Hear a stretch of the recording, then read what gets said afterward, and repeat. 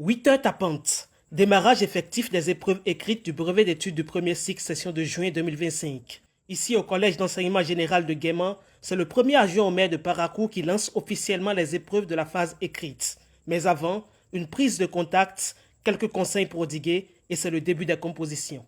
Ne vous stressez pas, concentrez-vous, c'est comme un devoir, mais dans des conditions particulières. Donc, il faut vous concentrer, ça va bien se passer. On veut l'élève moyen, donc ce n'est pas un concours, c'est un examen. Ne vous jetez pas sur les épreuves. Il faut lire et relire dans le temps et comprendre et commencer par ce que vous comprenez bien. Ne cherchez pas obligatoirement à tout finir, mais finissez bien ce que vous avez compris.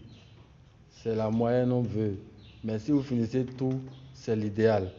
Donc, je vous exhorte à la concentration et bonne chance à vous.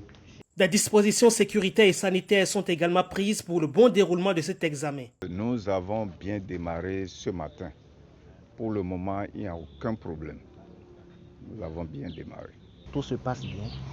Nous avons constaté le bon déroulement de l'examen et le lancement a été effectif à 8h00. La première épreuve a été lancée. Il s'agit de l'épreuve de communication écrite. Dans ce centre de composition, 1044 candidats dont 604 filles sont inscrits pour l'examen national du brevet d'études du premier cycle BEPC, session de juin 2025. Au niveau du département du Borgou, nous avons un total de 10 704 candidats répartis dans 16 centres, 15 en réalité et un centre spécifique, le centre des aveugles et amblyopes, qui est composé de 7 candidats. Et maintenant, au niveau de l'ensemble général, nous avons 5 306 candidats, garçons, et 5 398 filles, ce qui donne un total de 10 704 candidats pour tout le département du Borgou.